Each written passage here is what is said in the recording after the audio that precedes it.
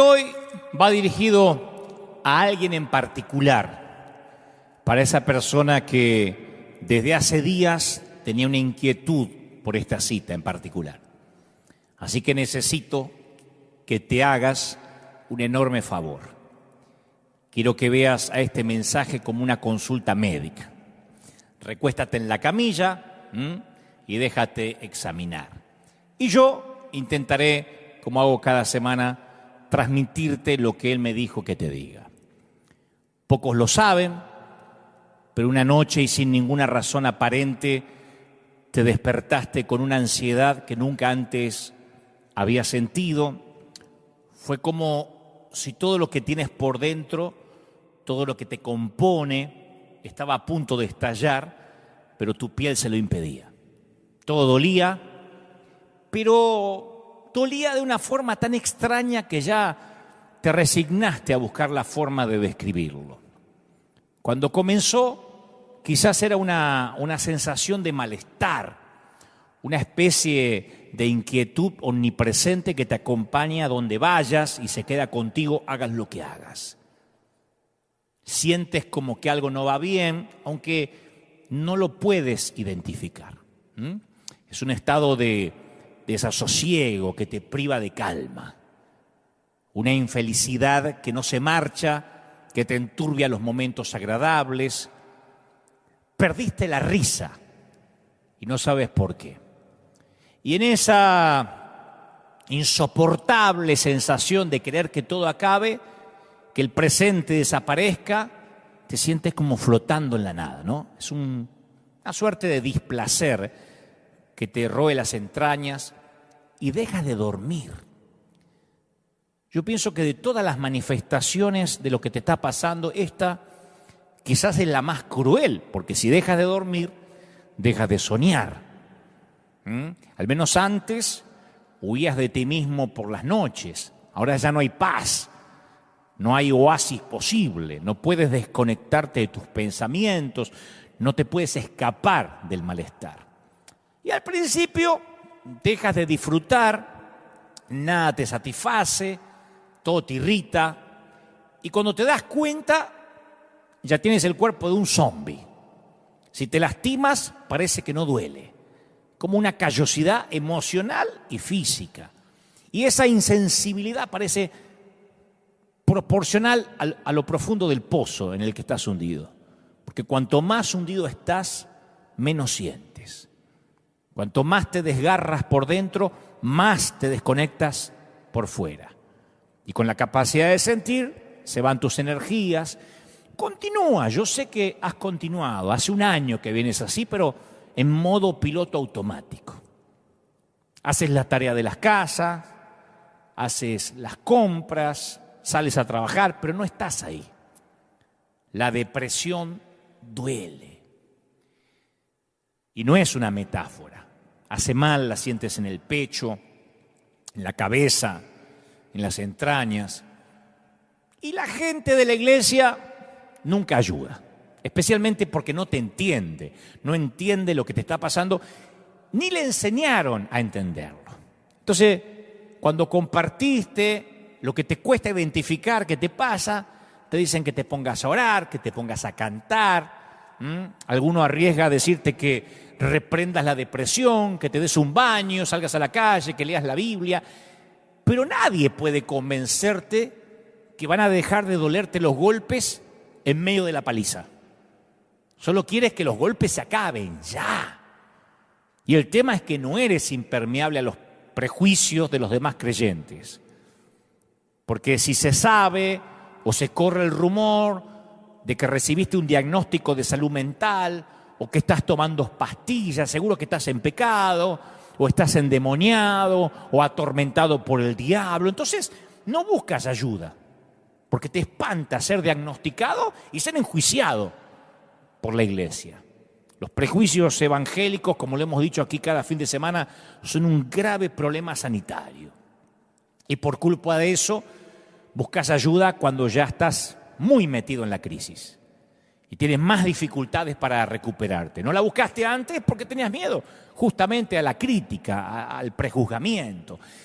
Y la depresión duele de una forma completamente diferente a cualquier dolor físico que hayas experimentado. Yo estuve en esa estación de la vida. No se deja comprender.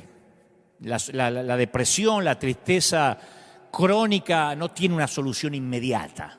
No eres plenamente consciente de que algo anda mal hasta que algo se rompe en tu interior.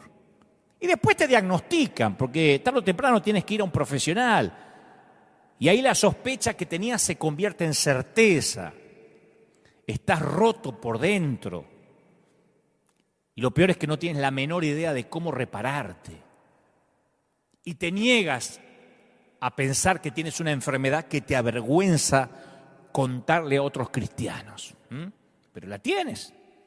Y no se soluciona con un par de suturas, con 2, 3 puntos. Ni con que te oren imponiéndote las manos. Ojalá fuera así de fácil, pero no lo es. Entonces, la primera pregunta es, ¿cómo reparas algo que sabes que está dañado, roto, pero no sabes cómo está dañado ni en dónde lo está? ¿Cómo saber si debes rendirte ante esta nueva normalidad? Decir, bueno, se ve que a partir de ahora voy a morir así, triste y depresivo, o tienes que resistir y pelear. La depresión es como estar condenado a vivir contigo mismo cuando sabes que eres tu peor enemigo. Te convierte en la jaula de la que más quieres escapar, pero no puedes hacerlo porque se trata de ti. Es un camino a través de la oscuridad. No hay señales, no hay vistas panorámicas. Capaz que hace más de un año que no ves un destino claro. Y todo lo que define tu cielo es una nube gris.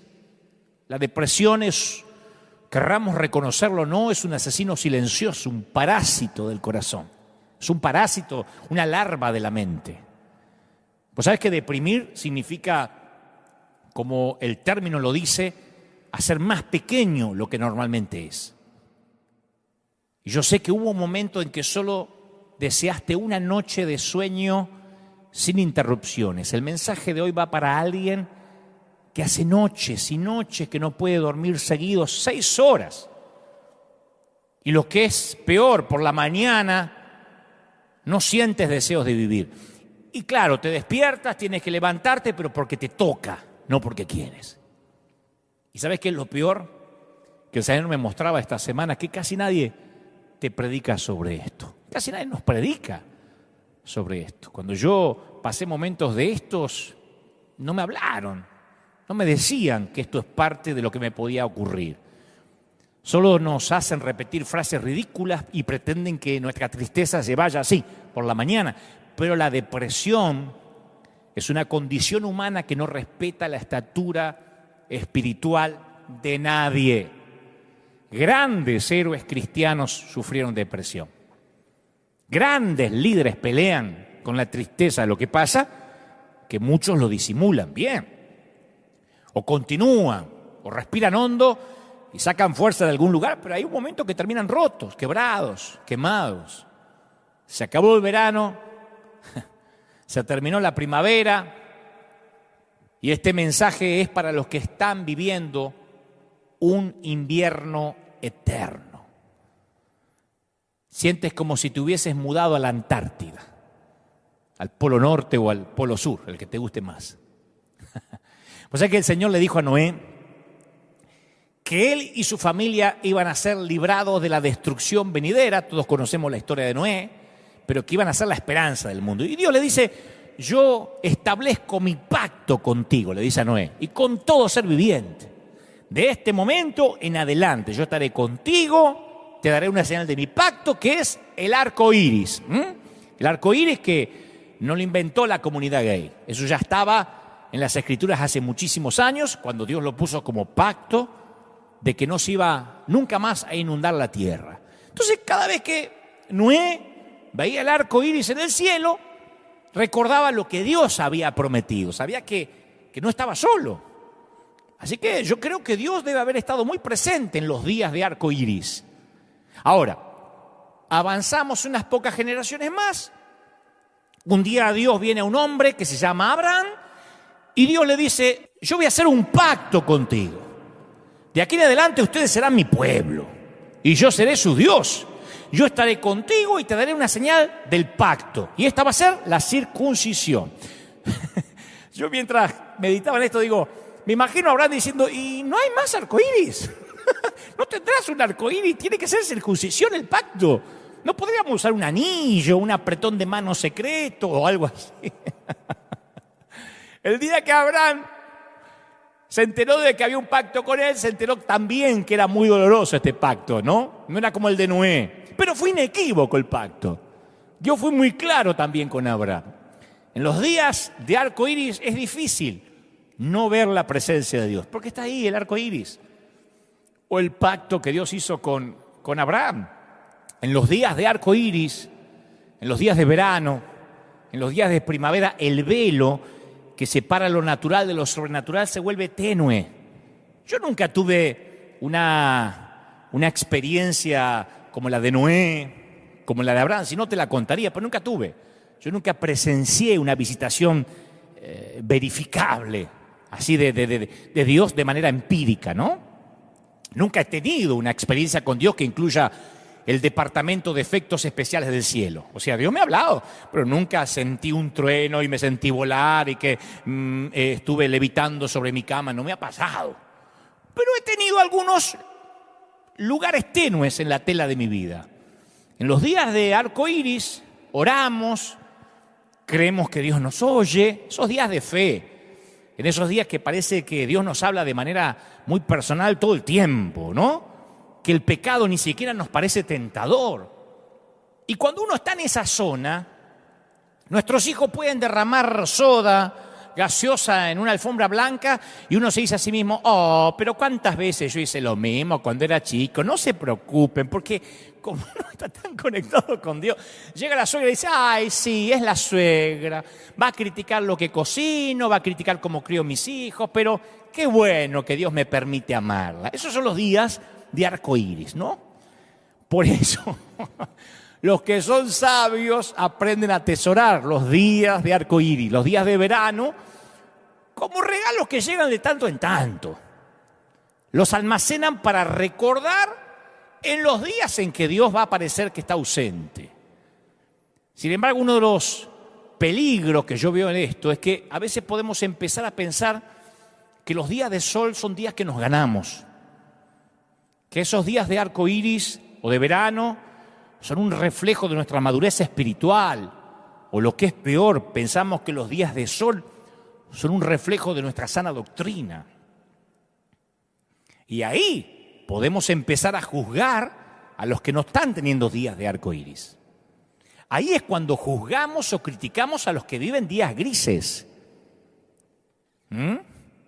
A todos les llega el día en que Dios les quita los puntales para que puedan empezar a cultivar una verdadera adoración. A todos Dios los lleva a esos inviernos donde Él pretende que tengas la fuerza para avanzar sin la ayuda de las emociones, de los efectos especiales del cielo. Entonces sucede que durante algunas temporadas de la vida espiritual caemos en el modo mantenimiento. Cuando todo va bien, cuando todo es verano o el verano se extiende, estoy hablando de verano en términos espirituales, ¿no? Ya a esta altura se entiende. Ahí es cuando la vida espiritual se vuelve rutina. Claro, son esos tiempos donde no hay ninguna crisis seria, ningún problema demasiado obvio, pero tampoco hay avances mayores. Nuestra participación en la iglesia es mecánica. Cuando los problemas ya se introducen, nuestra respuesta instintiva es preocuparnos en lugar de orar. Ya cuando los chicos derraman soda o gaseosa en la alfombra, ya no somos tan ecuánimes, hacemos un escándalo, explota, ¡ah, la alfombra! Y nos sale el Hulk de adentro. Ahí nos damos cuenta que estamos irritables. Y no nos damos cuenta cómo llegamos ahí. ¿Qué produjo que estemos en modo piloto automático? El verano. No necesitamos orar tanto, ni tampoco probar nuestro carácter. Vos sabés que hay un renglón fascinante en Primera de Samuel que describe la condición de Israel en los días finales de la era de los jueces. Claro, muchos de los hechos que habían hecho al pueblo consciente de su dependencia en Dios ahora eran historia. El faraón fue derrotado hace mucho tiempo atrás, Los 10 mandamientos eran noticias viejas, el maná, un artículo de coleccionista. Entonces, la era emocionante de Moisés y de Josué había quedado atrás. Y el pueblo se estableció en la tierra que Dios les había prometido. Todo había quedado atrás, el tiempo de los milagros. Y el escritor describe el clima espiritual en estas palabras que te hielan la sangre. Es solo un renglón, pero te hiela la sangre. Escuchá. En esos tiempos no era común oír la palabra del Señor. En esos tiempos no era común oír la palabra del Señor. No era común, no dice que era inexistente. No era que había un silencio de Dios, como desde Malaquías hasta San Mateo. No, no era común oír la voz de Dios. El pueblo no estaba en una rebelión seria. El tabernáculo sigue abierto para la adoración, todavía se elevan oraciones, los sacrificios todavía se ofrecen. Pero este tiempo es un verano que hizo que la gente se acostumbrara. Los cielos declaran la gloria de Dios, pero el pueblo está como cambiando de canal. Como decimos acá siempre, lo sagrado se les volvió común. ¿Viste que cuando al principio comenzamos a llevar un nuevo reloj, lo sentimos en la muñeca constantemente y después ni siquiera nos acordamos que está ahí? Porque el cuerpo se acostumbra. Cuando la gente se muda a una casa nueva, hace una lista de cosas que hay que reparar, remodelar, porque el aspecto de esas cosas es intolerable. Decimos, hay que cambiar esto y esta ventana no me gusta. A veces compramos o rentamos una casa que tiene el gusto del dueño anterior o del inquilino anterior. Y decimos, no, esto hay que cambiarlo. 5 años después, a lo mejor todavía tenemos la misma lista y la falta de reparación ya no nos fastidia. Está bien, nunca cambiamos la ventana, lo provisorio quedó provisorio. O sea, aceptamos la vida espiritual en modo mantenimiento de la misma forma. Lo racionalizamos porque pensamos, bueno, yo no estoy metido en ningún pecado serio, escandaloso, no he hecho nada para poner en peligro mi ida al cielo, me va bastante bien. Y nos olvidamos que Jesús nunca dijo, yo he venido para que a ustedes les vaya bien. Entonces tenemos un desorden de déficit, de atención espiritual, que Dios tiene que irrumpir porque nos ama. Tengo en tu contra, le dijo Jesús a la iglesia de Éfeso, que has abandonado tu primer amor. Entonces, ¿por qué Dios no nos da un arco iris los 7 días de la semana para que no abandonemos el primer amor? ¿Por qué no nos envía sueños o no sé, o epifanías a todos nosotros cada noche? ¿Por qué los creyentes no nos levantamos anoche? Dios me habló, anoche se me paró al lado de la cama. ¿Por qué? ¿Por qué no nos enciende una zarza en cada esquina? Yo me crié en congregaciones así donde la espiritualidad se medía por las epifanías que cada uno tenía, y cada uno venía y contaba un testimonio más grande que el otro. A mí Dios se me presentó anoche, al lado de la cama, rubio, ojos azules. Ajá, yo lo vi pelirrojo, dice la otra. O sea, cada uno tenía una experiencia extrasensorial para contar. Bueno, esto no suele ocurrir. Y tal vez se deba a que Dios quiere que aprendamos a verlo en lo ordinario antes que depender de lo extraordinario. A lo mejor se debe a que si Dios tuviera que usar efectos especiales cada vez que quiere hablarnos, si cada vez que Dios te quiere hablar o dar unción, te la tiene que dar los gritos con música de fondo, reciba, reciba, reciba, ahora, ahora, ahora, ahora, para que vos escuches, es como una madre que entrena a su hijo a prestarle atención solo cuando ella le grita. Un hijo que no aprende a escuchar el susurro de la madre tiene un problema auditivo o la mamá tiene un gran problema para educarlo. Entonces Dios quiere enseñarnos que esas temporadas de incertidumbre, esos momentos de depresión, de tristeza, yo sé que has escuchado todo y nada te llena, pero dame una oportunidad. Esos momentos son oportunidades para crecer. Vos decís, la incertidumbre, la duda me va a hacer crecer, yo hasta dudo que voy a ir al cielo. Sí, mira, hace poco en una conferencia de prensa le hicieron una pregunta a Marcelo Bielsa, lo conocemos los argentinos como el Loco Bielsa, el actual técnico de Leeds United de la Premier League de Inglaterra. Entonces, estaban ahí en la conferencia de prensa y le dice: Bielsa, ¿cómo maneja usted la incertidumbre y la ansiedad de no saber cómo va a ser el resultado de la liga, del campeonato? Y la respuesta de Bielsa, que siempre son geniales, fue inolvidable. Dijo: si lo que vos estás buscando, viejo, es certeza, elegiste el deporte equivocado. El fútbol no es certeza. Claro, el no saber no quiere decir que estás condenado a la ansiedad. Yo te voy a decir algo: el no saber exige confianza, exige tener fe.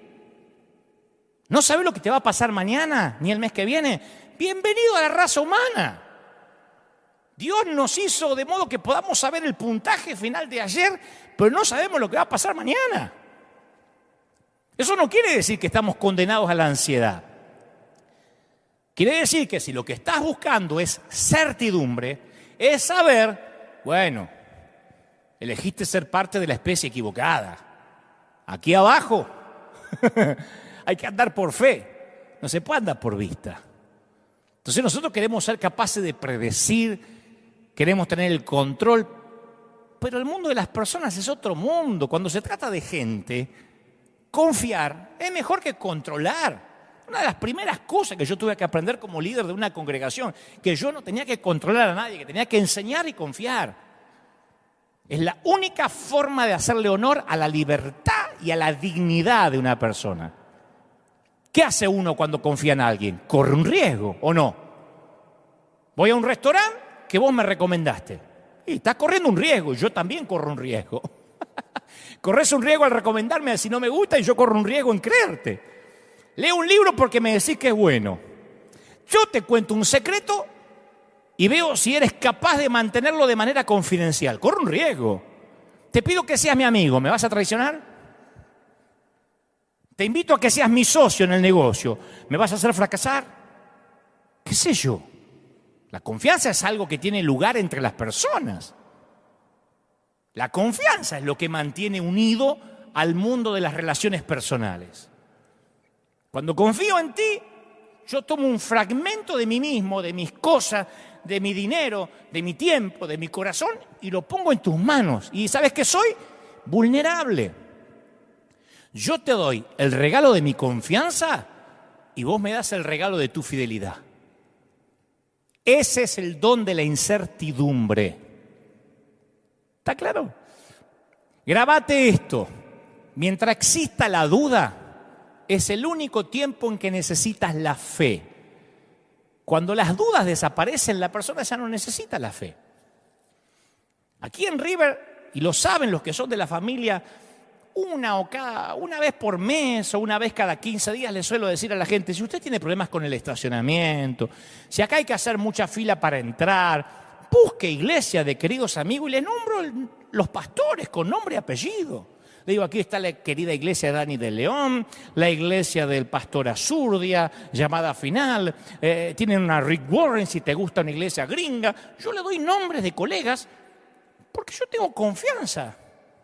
Si no les gusta, ¿para qué quiero tener a alguien a disgusto en la congregación?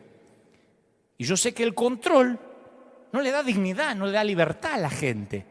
Me tiene que pedir permiso antes de visitar otra iglesia. Ese control es inseguridad mía. Yo estoy seguro de lo que Dios me mandó a hacer y decir, punto. A lo mejor no te gusta más este menú y querés buscar otro. Esa es tu libertad. Yo te doy confianza. Y en mi confianza a lo mejor me das fidelidad, a lo mejor no. Si no me la das, quizás no me la merezco o no me la querés dar. Y esto es en todo. El escritor de Hebreos dice: sin fe es imposible agradar a Dios. Y es cierto. No podemos agradar a Dios sin fe. Pero sin fe es imposible agradarle a nadie. Tratá de hacer un amigo sin tener fe. El amigo te dice: ¿me prestás un libro? ¿Y qué me firmás de que me lo vas a devolver? Perdés el amigo. Tratá de casarte sin tener fe. Tratá de criar a un hijo sin aprender a confiar. En todo es fe. Y en todo se corre un riesgo. Por eso yo siempre tengo desconfianza de los que afirman a la ligera, porque no digo que todos los que lo dicen no es verdad, pero muchos a la ligera suelen usar: tengo una palabra del Señor, Dios me dijo, Dios me dijo. Hay gente que Dios le dice, pero hay gente que lo usa a la ligera. Yo suelo desconfiar de aquellos que creen conocer también a Dios, porque la mayoría de las veces lo que Dios le dijo coinciden con sus propios deseos. Me encuentro con muy poca gente que Dios le dice que deje un trabajo que gana mucho dinero por creerle a Dios por nada. Me encuentro con poca gente que Dios los envía, los saca de la comodidad y ellos dicen, ¿sabes que Dios me está mandando a un lugar sin comodidad? Generalmente Dios le dice cosas que les gusta a ellos, ¿no? Por lo general. Yo me acuerdo que en una ocasión cuando yo era chico, una mujer se puso en pie en la congregación. ¿Viste en esos tiempos que las profetas o los profetas podían interrumpir al pastor mientras predicaba? Vos dirás, ¿eso pasaba? Sí. El pastor estaba predicando y empezaba alguien como un motorcito que se iba prendiendo. Te iba avisando, guarda que viene una transmisión satelital. ¿Te acordás cuando estabas mirando la tele y eras chico y el gobierno, ¡pum!, te cortaba la película porque había un comunicado oficial? A partir de ahora, LRA, Radio Nacional, transmitirá desde casa de gobierno a la hora que sea. Bueno, así eran las profecías cuando yo era chico. El pastor decía, vamos a leer... La señal de ajuste te decía, viene. Entonces se paró una vez ahí y dijo, tal como estuve con Abraham, tal como estuve con Abraham cuando dirigió a los hijos de Israel por el desierto, del mismo modo estaré con ustedes, dice el Señor. Y se sentó. Y todos, amén, amén. Y entonces el esposo le susurra algo al oído a la profeta. Y la mujer se para de nuevo y dice, así dice el Señor. Me equivoqué, fue Moisés. Claro, yo digo, cuando estas cosas pasan, a las claras habla de que a veces decimos cosas que nos gustaría que Dios dijese, pero que Dios no está diciendo. Pero el punto es el siguiente. Job es un libro lleno de dudas.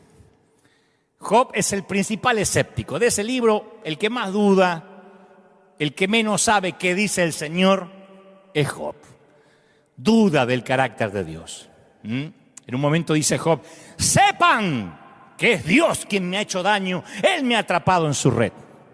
Oh, palabras duras. Job duda de la bondad de Dios. Las saetas del Todopoderoso me han herido y mi espíritu absorbe su veneno. Acusa a Dios de estar ausente, en silencio. A ti clamo, Dios, pero no me respondes. Y en cambio los amigos de Job están seguros de los caminos de Dios. Tratan de hablarle a Job en nombre de Dios para curar su duda. Y sin embargo, cuando Dios habla, está del lado de Job. Y se muestra irritado con esos amigos que sabían o creían saber lo que Dios quería. Dice Dios, porque a diferencia de mi siervo Job, lo que ustedes han dicho de mí no es verdad. Entonces yo veo que de alguna manera hay más fe en la confusión y en la duda honesta de Job que en la certeza santurrona y religiosa de los amigos. Porque los religiosos siempre carecen de humildad de la incertidumbre. Viste que siempre hay gente que sabe lo que Dios piensa, sabe lo que a Dios le agrada, sabe la música que a Dios le guste, sabe la ropa que te tenés que poner que a Dios le agrada. Conocen todo. Yo creo que si baja Dios y dice, te voy a decir lo que me agrada. No, yo sé lo que te agrada, así que cállate la boca. Porque ellos saben lo que piensa Dios, lo que siente Dios, lo que va a decir Dios, lo que va a hacer Dios. Todo saben. Claro, y no aprenden porque la incertidumbre es lo que nos hace aprender. Y algunos, en algún momento lidiamos con las dudas, las tratamos de reprimir, las sofocamos, porque pensamos que está mal. Pero la incertidumbre es un aguijón que necesito para examinar no solo la evidencia, sino también mi corazón. Yo te digo una cosa, a mí me es más fácil creer en Dios en los días de sol, ¿cómo no? Cuando es verano la vida es fácil, en el invierno se complica. Capaz que podés mudarte a alguna parte del mundo para evitar el clima frío, capaz que decís me voy a vivir a Cancún, a Florida, pero no hay un lugar en el que puedas mudarte para escapar del invierno espiritual. Y necesitamos aprender a aferrarnos a Dios cuando parece que Dios nos ha soltado. El invierno puede venir cuando alguien ha perdido su trabajo, tiene una profunda tristeza o incluso vergüenza, porque ya no está seguro ni quién es. Sin su trabajo perdió su identidad, o por lo menos eso siente. El invierno puede llegar el día que te llega la noticia del resultado del laboratorio médico. Todos esos sueños que diste por sentado, que verías a tus hijos casarse, que envejecerías con tu cónyuge, que verías a tus nietos, que ibas a morir cuando estuvieras listo, de viejito, en una cama, ahora todo se te hace añicos. Tal vez el invierno viene cuando te sientes que fracasaste como papá, que eres abuelo y ningún nieto te quiere ver, porque tu hijo le habla mal a tus nietos. O llega el día cuando alguien que querías con todo el alma y el corazón se murió, y vos oraste con intensidad y pasó lo inevitable. Entonces cualquiera de esos infortunios puede helarte el alma. Cualquiera de esas cosas puede anunciar la llegada del invierno a tu vida. Pero lo más duro del invierno es que parece que Dios se fue. Eso es lo más duro. Lo demás te lo aguantás, pero cuando parece que Dios se fue. El salmista decía, ¿por qué me rechazas, Señor? ¿Por qué escondes de mí tu rostro? Hablamos de eso la semana pasada. Ese es el dolor más grande del salmista. Pues sabe que hay ciertos libros de la Biblia, Eclesiastés, Lamentaciones, muchos de los salmos son libros invernales. Pero en toda la historia humana nadie ha incorporado el invierno más que Job. Cuando uno va a la historia de Job, al principio es como debería ser. Dice Job, era un hombre recto, intachable, que temía a Dios y vivía apartado del mal. Tan cauteloso era el tipo que ofrecía sacrificios diarios por sus hijos. Decía, por si acaso estos vagos pecaron. Tal vez estos cabezas de termo pecaron, así que por las dudas yo voy a ofrecer un sacrificio. O sea que no solo estaba pendiente de él, sino de la familia. Y la cantidad de bendiciones que recibe Job es proporcional a la cantidad de obediencia que ofrece. Al tipo tendría que haberle terminado bien sus días. Con la vida que tenía que haber vivido un eterno verano, ¿o no? Temeroso de Dios, nunca dejaba de ofrendar, amaba a Dios, recto. ¿Por qué no vivió un eterno verano? Primavera al menos. No, el invierno le llega a Job. Y el invierno es una temporada en donde cosas muy malas le suceden a un hombre muy bueno. Hay una disputa entre Satanás y Dios, y a Satanás se le permite desatar el caos, el invierno en la vida de Job. Ahora vos imagínate un teatro con dos escenarios, un escenario más abajo y otros más arriba. Como estás leyendo el libro, estás viendo los dos escenarios. Somos testigos preferenciales. Es esencial esto en el relato, porque nosotros sabemos lo que pasa en ambos escenarios, lo que pasaba en el cielo, pero lo que está en la tierra, en el caso de Job, ellos no saben lo que pasa en el cielo. Todo lo que ellos pueden ver es lo que está sucediendo ahí en la tierra. Entonces todo lo que Job sabe es que perdió su ganado, su riqueza, sus criados y sus hijos. La pregunta clave en el escenario superior, de hecho la pregunta clave de todo el libro de Job, viene cuando Satanás le pregunta a Dios, ¿y acaso Job te honra sin recibir nada a cambio? En otras palabras, Satanás está diciendo, Job es devoto a ti y te adora porque le conviene a sus intereses. Satanás está acusando a Dios de ser ingenuo. Le está diciendo, te timaron. Job te timó, es un estafador. Te adora porque le das. ¿Tú piensas que Job te ama? Te ama como los nenes aman al vendedor de helados.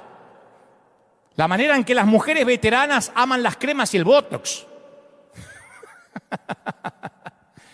Cerrale la llave de las bendiciones y verás lo rápido que Él cierra la llave de la adoración. Y eso es lo que Dios le permite hacer a Satanás, que le cierre la llave de las bendiciones. Viene la mujer de Job y lo maldice, dice, maldice a tu Dios y morite, maldecilo a Dios y morite. Siempre miramos esta declaración de la mujer como diciendo, qué arpía, qué bruja. Pero yo la entiendo en un punto. Esta mujer perdió todo lo que tenía, incluyendo a sus hijos. Esta mujer está muy dolorida. Y el dolor te hace sentir cosas demasiado feas y odiosas. ¿Y sabes qué dice el escritor? A pesar de todo eso, Job no pecó ni de palabra.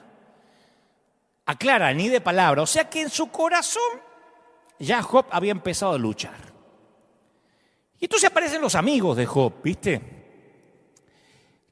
Que oyeron todo lo que a Job le estaba pasando. Job antes era famoso por su riqueza, por su grandeza, ahora es famoso por sus problemas y su sufrimiento. Ya no subía fotos felices con la familia en Instagram.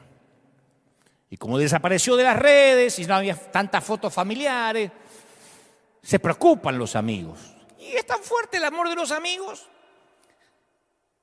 es tan fuerte lo que sienten por él, que dicen, mira, vamos a ayudarlo en su aflicción, vamos a sentarnos junto a él y a beber su angustia. Es noble lo que los amigos sienten al principio. Las Escrituras relatan que a la distancia lo vieron a Job, que estaba tirado en las cenizas, y casi no lo reconocieron. Y se echaron a llorar a voz de cuello, rasgándose las vestiduras, arrojándose polvo y ceniza sobre la cabeza. Habían oído que la estaba pasando mal el tipo, pero nada los preparó para esto. Y el relato continúa, y durante 7 días y 7 noches se sentaron en el suelo para hacerle compañía. Y ninguno le decía nada porque veían cuán grande era su sufrimiento. Vos imaginate lo que sería sentarte en silencio por alguien 7 días. Es una acción poderosa. Fue tan poderosa que llegó a ser parte de la vida judía. Hasta hoy los judíos hablan de sentarse Shivá. Literalmente significa sentarse 7. Sentarse 7 días. Los judíos acostumbran que los amigos vienen y se sientan por un periodo de una semana con el enlutado, con el afligido. Es el más grande ejemplo bíblico de lo que Pablo después le ordena a los romanos. Lloren con los que lloran. Lloren. Fíjate vos que nos olvidamos de eso. Es como que en la iglesia nos dicen, no, ustedes tienen que reír con los que ríen. Y los que lloran, hay que hacer los que rían. Lloren con los que lloran. Si no hubiese dicho Pablo, busquen una explicación para darle respecto a por qué están llorando. ¿Qué es lo que más le molesta al que está sufriendo el invierno, la depresión? Que le quieran buscar una explicación.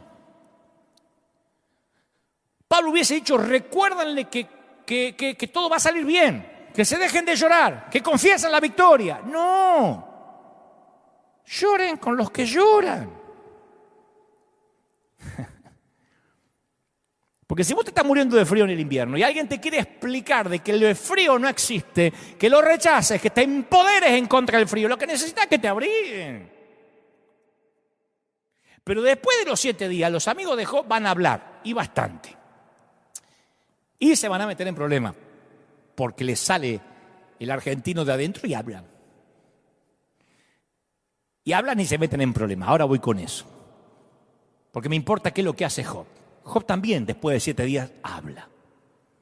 Y ojalá que pudiera repetir lo que dijo al principio, en la primera oleada de invierno, cuando en el capítulo 1 dijo, el Señor me ha dado y el Señor me ha quitado. Bendito sea el nombre del Señor.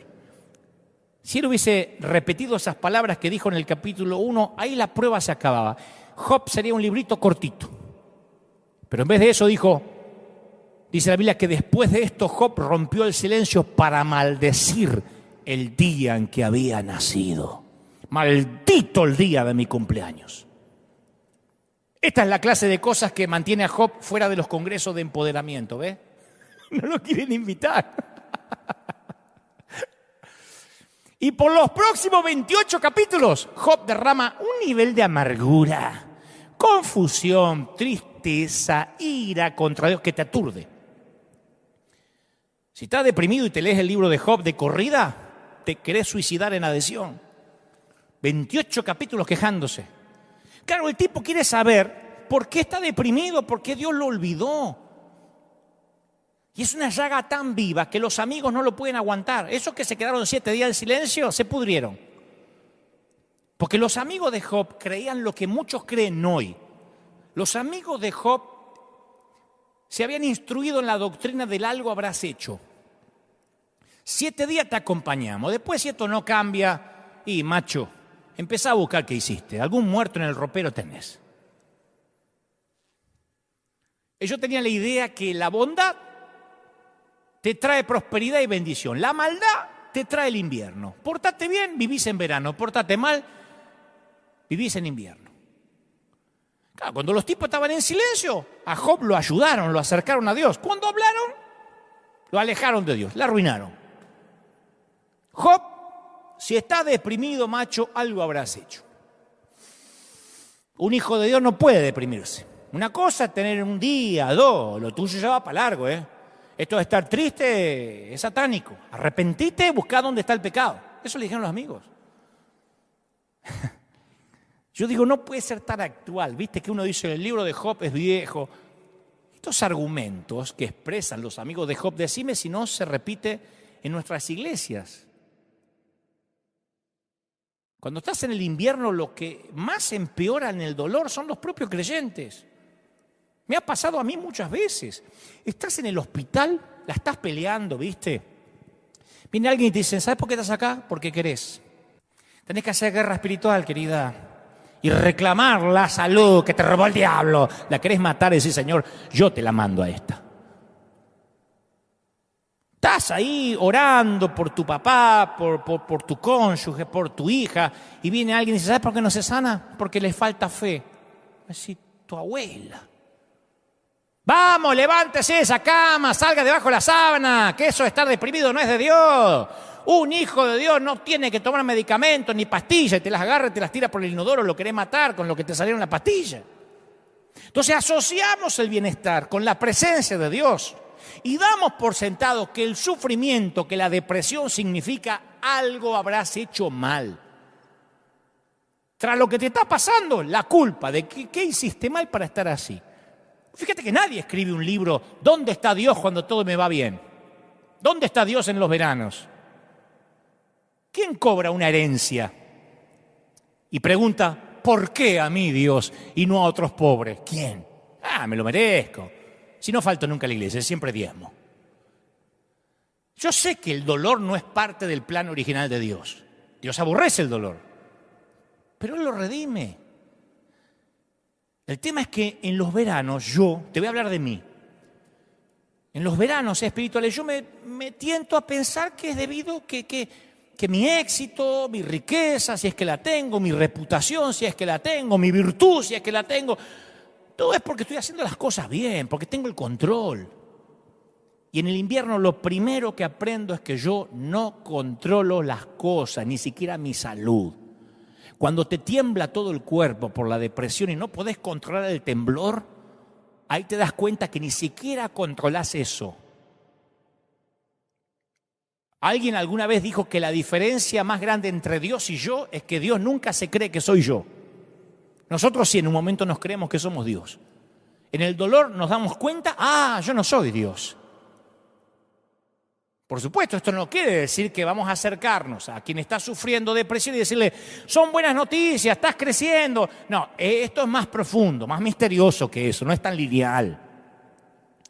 Job pasa la mayor parte del tiempo quejándose a Dios. Y en los libros de invierno de la Biblia, la mayoría de las personas se queja. Fíjate esto, cual si fuéramos ovejas, nos has entregado para que nos devoren, Señor. Nos dispersaste por las naciones. Vendiste a tu pueblo demasiado barato y no ganaste nada con esa venta. Todo esto nos ha sucedido. Estoy leyendo el Salmo, o estoy recordando el Salmo 44:11. Todo esto nos pasó a pesar de que nunca nosotros faltamos a tu pacto. Está en la Biblia. Nos vendiste y no ganaste nada. Nos remataste. Los israelitas dedicaron más salmos a quejarse que a cualquier otra categoría. Y vos sabés que en el mundo antiguo estas oraciones de queja no tienen paralelo con ninguna otra religión. Nadie se atreve a orarle así a Mahoma, al Buda. En ninguna otra cultura la gente oraba a su Dios en un lenguaje tan franco, incluso tan rudo. Salmo 44:19, ¿sabés qué dice? Tú nos arrojaste a una cueva de chacales. Despierta, Señor. Fíjate que falta respeto. ¿Por qué duermes? ¡Levántate! No nos rechaces para siempre. ¿Por qué escondes tu rostro y te olvidas de nuestra opresión? Uno dice, ¿qué manera de hablarle a Dios? Despiértate, dormilón. Solo Israel de todo el mundo antiguo elevaba esta clase de oraciones de queja. Esto es lo que hace estas oraciones tan poderosas y una parte tan importante de nuestra vida espiritual. ¿Vos me estás diciendo que quejarse, faltar el respeto a Dios? No. Cuando somos francos, cuando no somos hipócritas, cuando vamos a Dios de manera auténtica, orando, Dios viene en el invierno.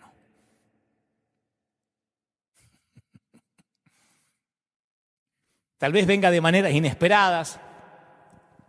Yo conocí a un tremendo líder, tremendo predicador, acaso uno de los mejores que haya conocido, que sufría de depresión neurótica. Muy pocos lo sabían. Y en cierto punto de su vida dejó de predicar porque no se sentía calificado, se ocultó. Y gracias a la ayuda de psiquiatras, de profesionales, algunos cristianos, otros no, logró salir adelante. Pero él sabe que no puede bajar la guardia porque si le da mente a lo que a veces, no quiero decir lo atormenta, pero lo que a veces lo preocupa, vuelve a perder el eje. Y él suele contar a los íntimos, tomo un medicamento que me limpia toda la basura que se me acumula en los canales de mi cerebro por la noche y me da la posibilidad de un nuevo comienzo cada mañana. Así que cada vez que trago cada cápsula, lo hago con gratitud a Dios. ¿Por qué cuento esto? Porque a veces pensamos que la quimioterapia, que un medicamento, que la diálisis, que la insulina, las pastillas para el colesterol, son una señal de una fe débil en Dios. Si tomás algo para el colesterol es porque te falta fe. Si hubieses orado se te iba el colesterol. En el subconsciente creemos eso. ¿Sabés por qué te hacías diálisis? Porque no confiaste en que Dios te diera riñones nuevos por la noche.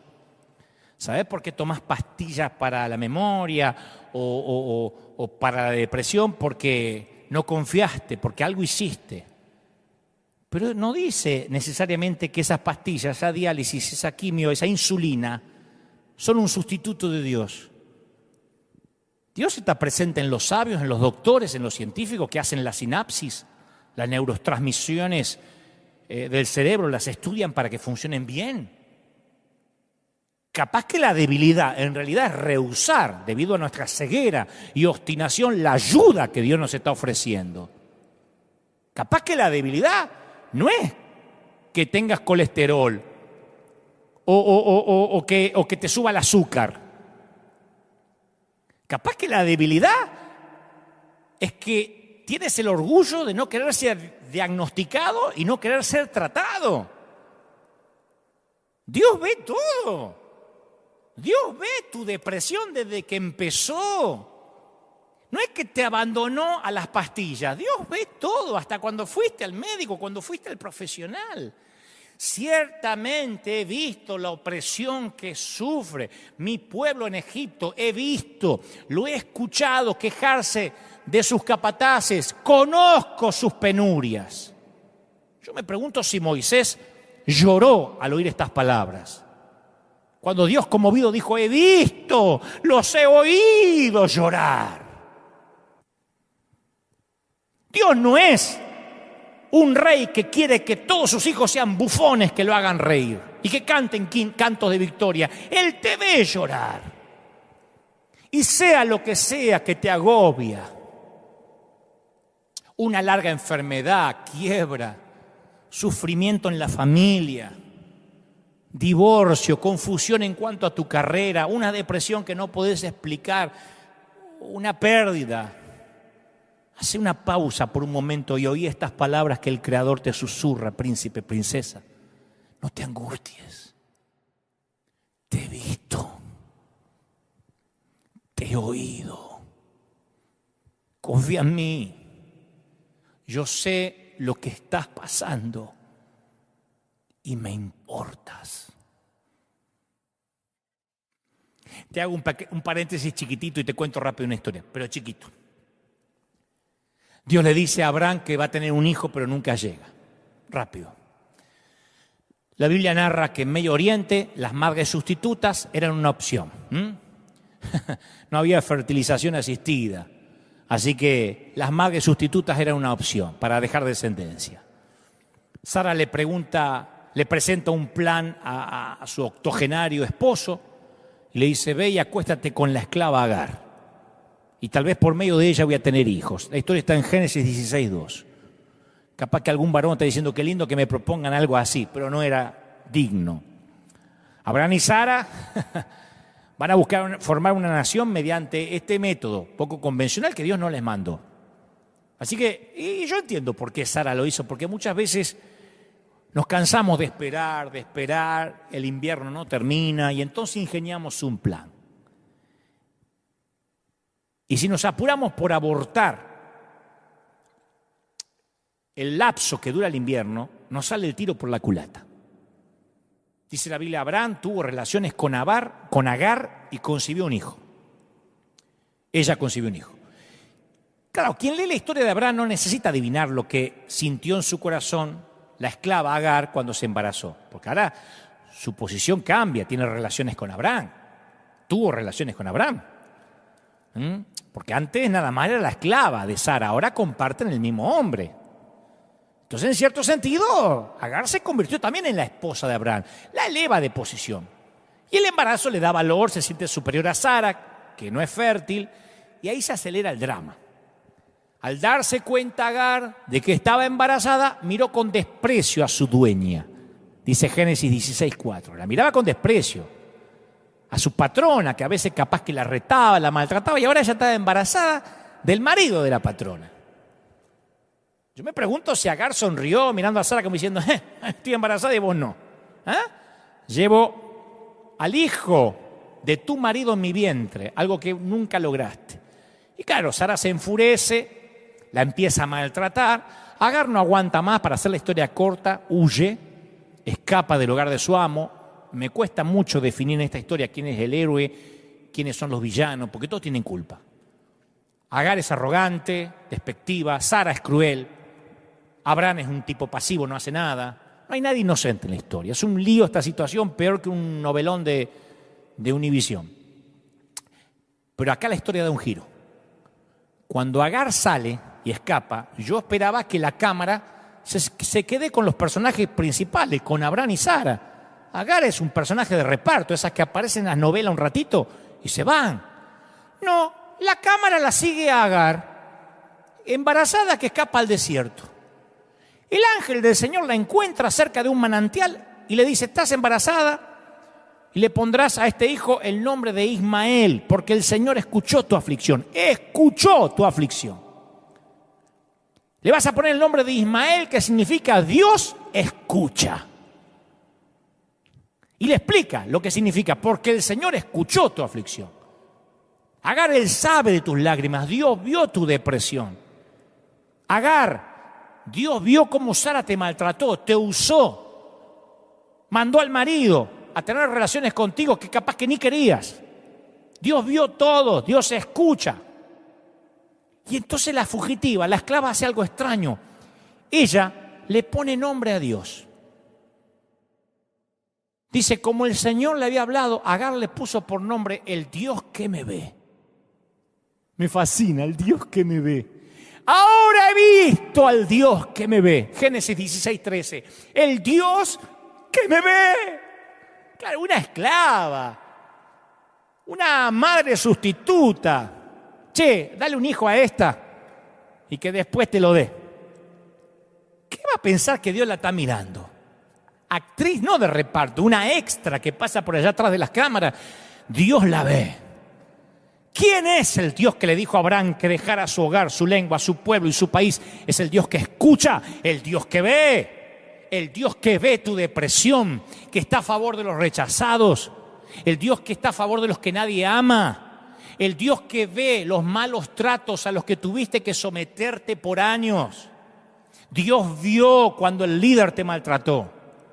Dios vio cuando el pastor te maldijo. Dios vio cuando tu esposo era un agresivo pasivo.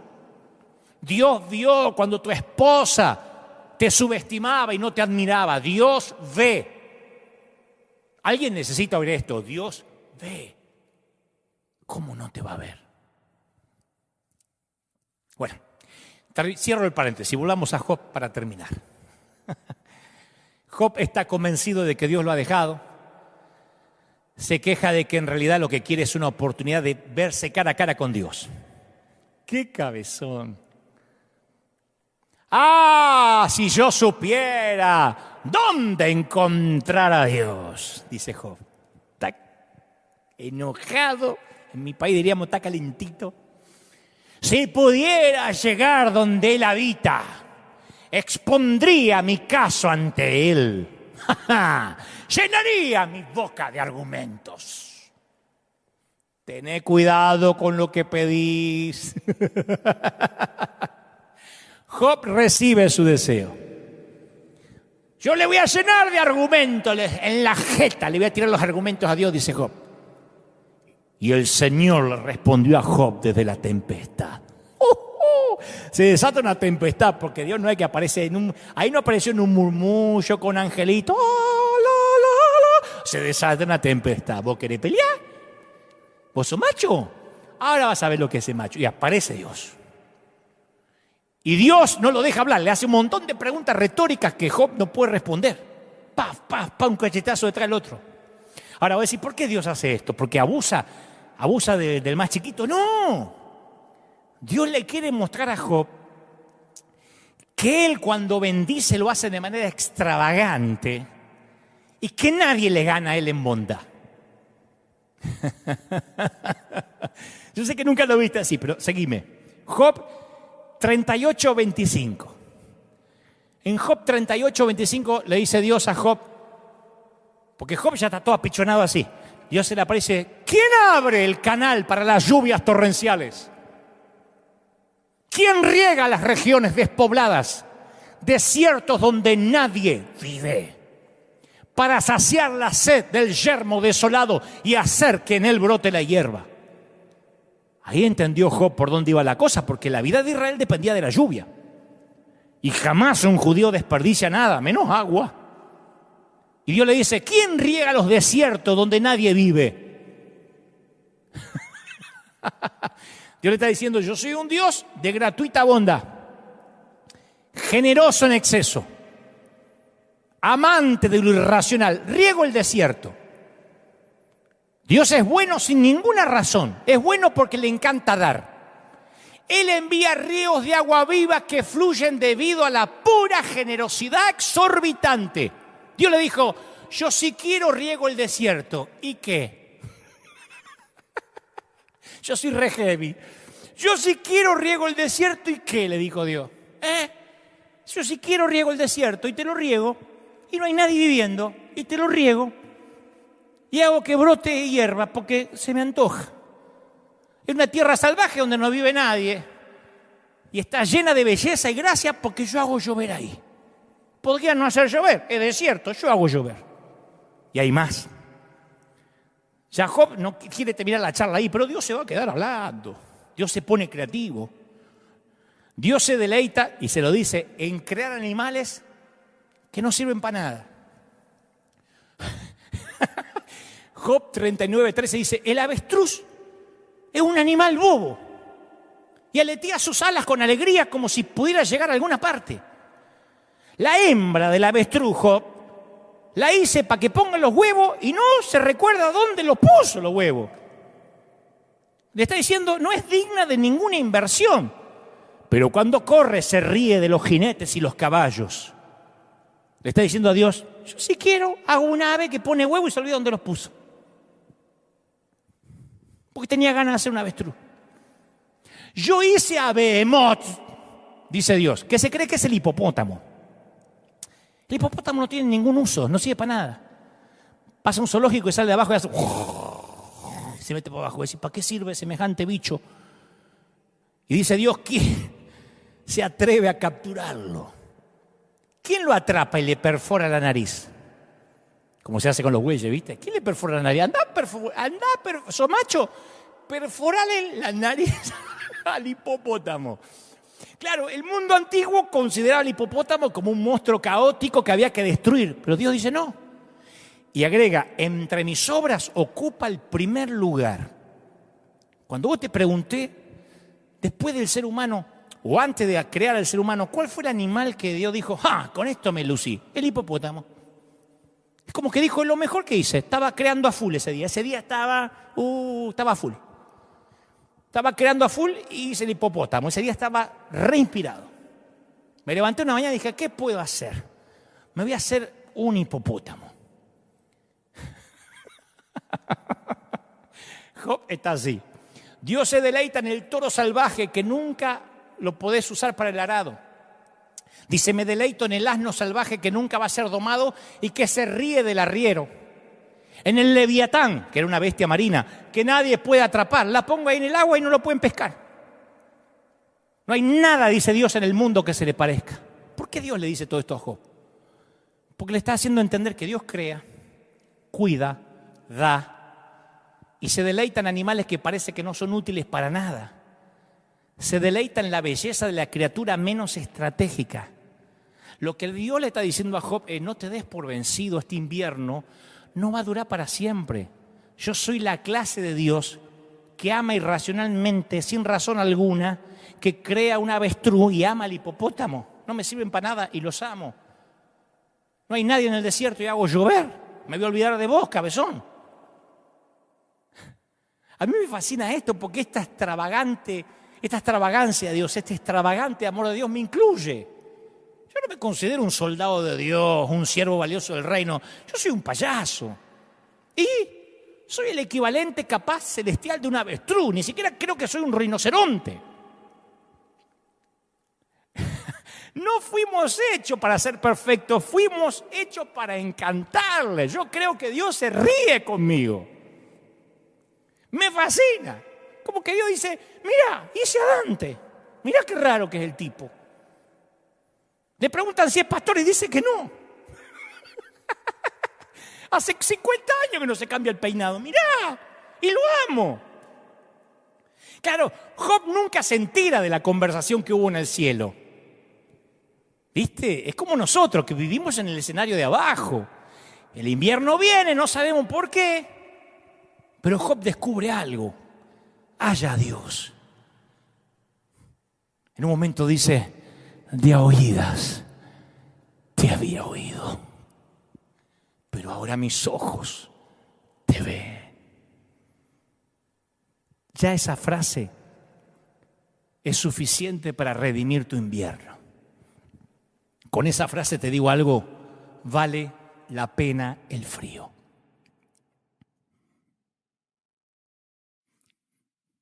Cuando Dios vino a la tierra, vino en invierno.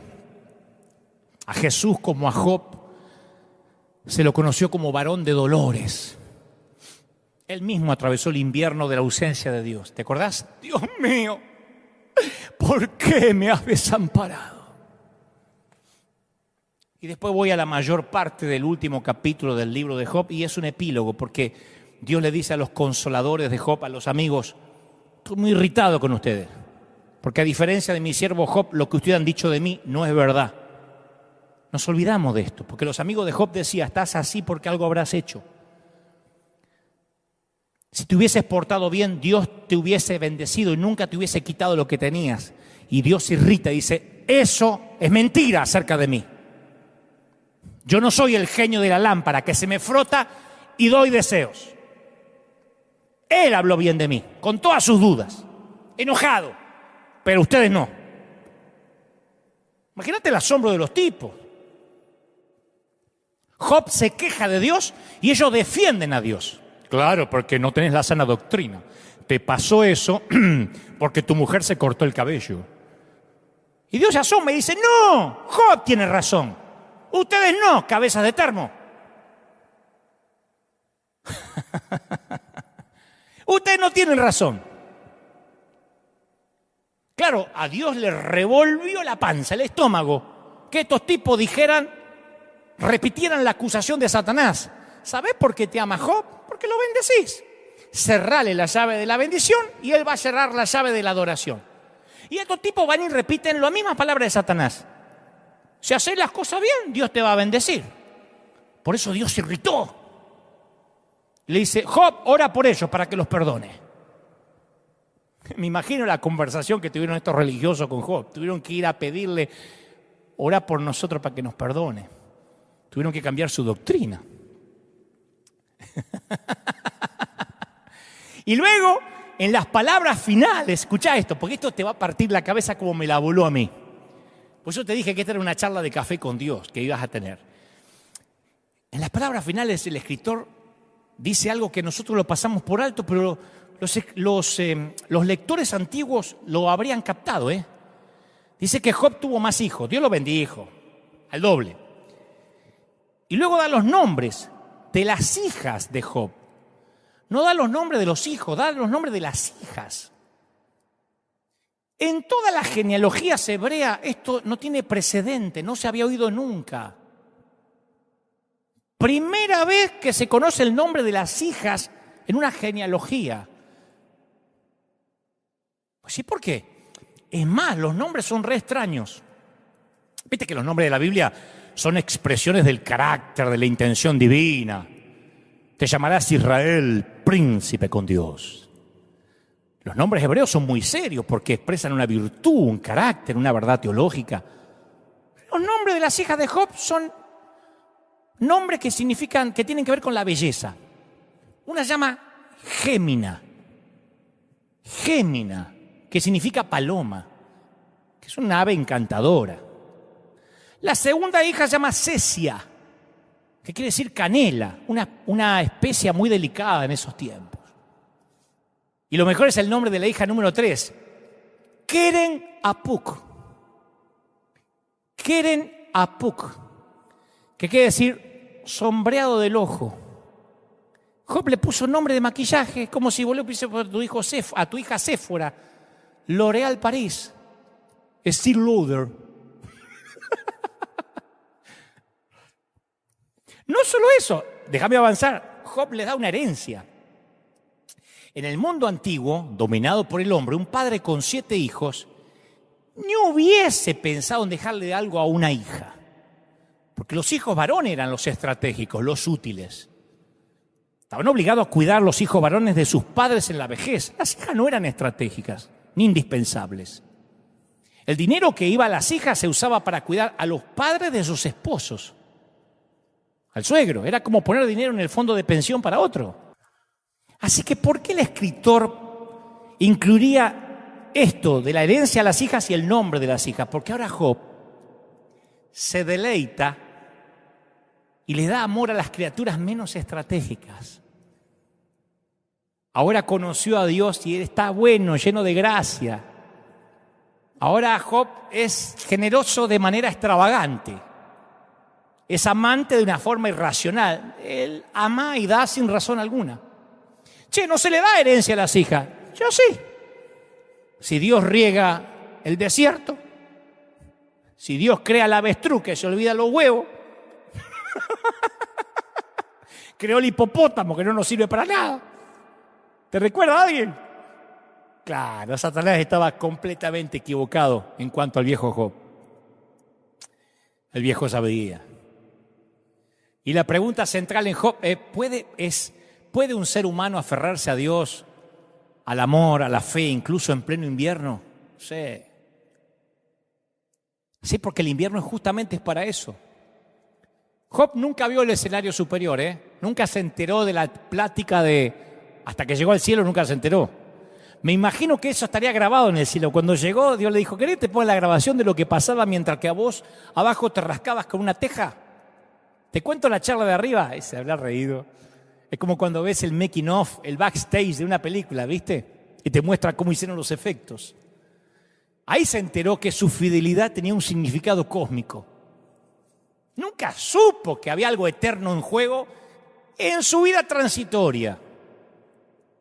Y ahí, sentado en el montón de ceniza, rascándose las llagas de su piel con pedazos de teja y ollas rotas, deprimido, confuso, Job descubrió que las personas en dolor a veces aprenden mejor que cualquier otro. No estaba solo, no está solo. El cielo y el infierno están esperando ver qué haces o dices. Eso es lo que te está pasando en tu invierno. Te doy un consejo que no me pedís. Hay que confiar en el autor. Tienes que empezar a creer que Dios tiene una buena razón para mantener sutil su presencia en tu invierno. Porque eso permite a criaturas pequeñas y frágiles como nosotros, los seres humanos, la capacidad de amar de verdad, de escoger amar de verdad. ¿Viste cuando vas detrás de un patrullero? Te encontrás que hay un policía delante, por lo menos acá. Ahí bajás la velocidad rápido, no lo pasás. Y no necesariamente porque tenés un corazón bueno y seas buen conductor, te querés ahorrar la multa. Y Dios quiere que a Él se lo conozca, no de una manera abrumadora. Él no quiere quitarnos la posibilidad de un amor que elegimos con libertad. No quiere que digamos, no acelero porque me va a castigar. Él quiere que lo amemos. Uno nunca sabe dónde Dios se va a asomar, ni por medio de quién va a hablar, o en qué improbable escenario va a aparecer. Después de la resurrección, María Magdalena estaba directamente mirando a Jesús y pensó que era el jardinero, el empleado de servicio de jardinería. La Biblia dice que Dios está presente siempre, pero a menudo de maneras inesperadas. Dios viaja de incógnito. Es el maestro del disfraz. Cuando Dios descendió para estar con nosotros, Emmanuel, se le llamó despreciado y rechazado por los hombres. Así que Dios descendió, nació en un pesebre, consiguió un empleo en la industria de la carpintería, serruchando madera y clavando clavos 8 horas al día. Dios estaba en cada página de sus contemporáneos, pero nadie lo reconoció porque todos esperaban a alguien que se pareciera al tipo que vemos en la bóveda de la Capilla Sixtina. ¿Dónde está Dios? ¿Querés que te diga dónde está Dios? Está justo al lado de tu cama. En medio de tu mesita de luz plagada de medicamentos. Ahí está, al lado de la insulina. Sentado al lado tuyo mientras que te cambian toda la sangre. Acariciando tus cabellos mientras te tapas la cara con la manta, echa un ovillito en el sillón. Se agazapa donde uno menos lo espera.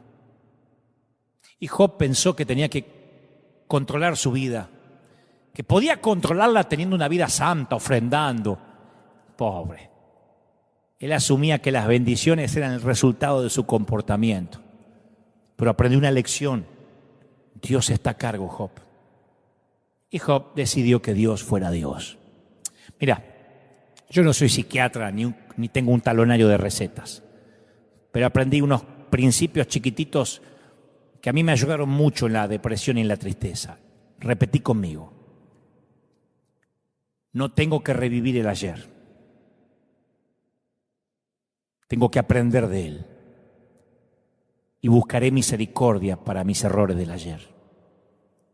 El sol ya se puso en el ayer. El sol todavía no salió mañana. Así que hasta mañana no puedo cambiar mañana. Hoy voy a vivir el hoy. Esta es mi jurisdicción. Enfrentaré los desafíos de hoy con las fuerzas del hoy.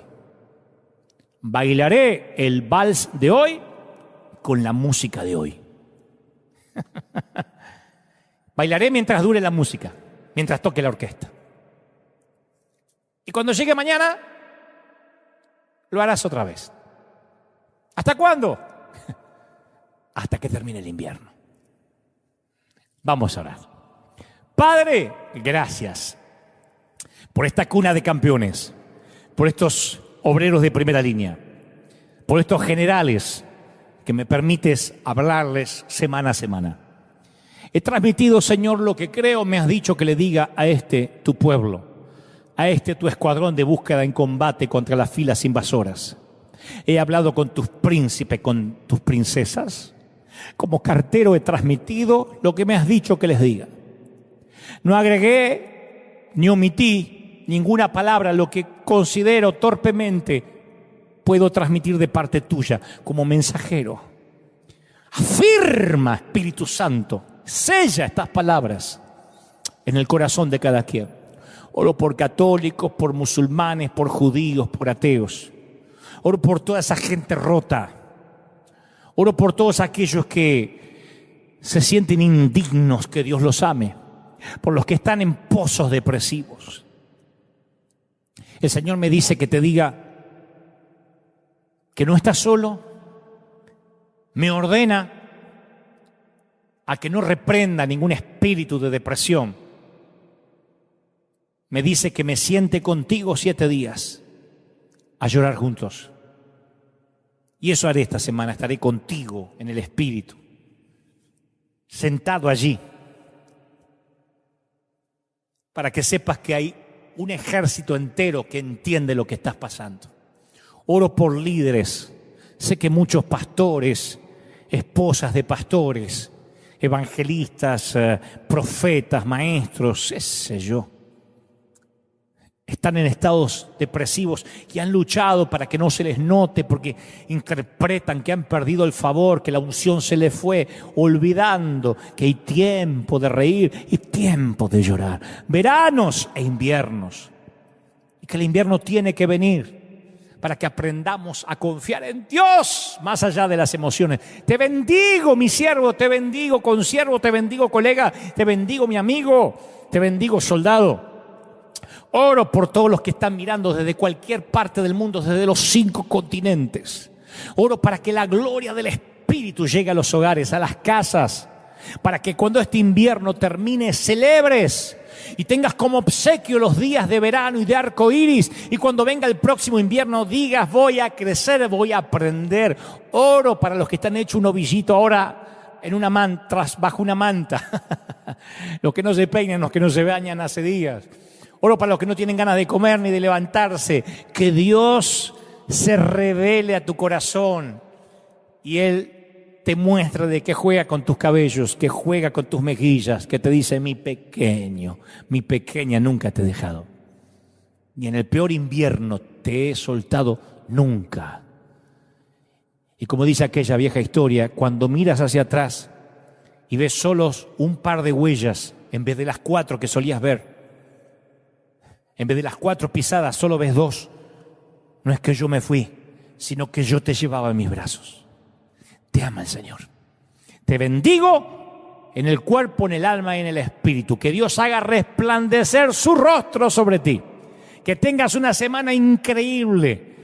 Que Dios permita que este mensaje se haga viral en tu corazón, que lo vuelvas a oír las veces necesarias hasta tanto termines de creerle al Señor. Te bendigo, que Dios te bendiga, que Dios te guarde. Familia, estamos atentos a lo que pueda pasar. Iglesia de River, gracias por estar ahí firme como talón de oso. Que Dios te bendiga. Nosotros, Dios mediante, nos encontramos aquí dentro de 7 días para transmitirte este mensaje de bendición. Nos vemos, gracias por estar ahí. Hasta la próxima.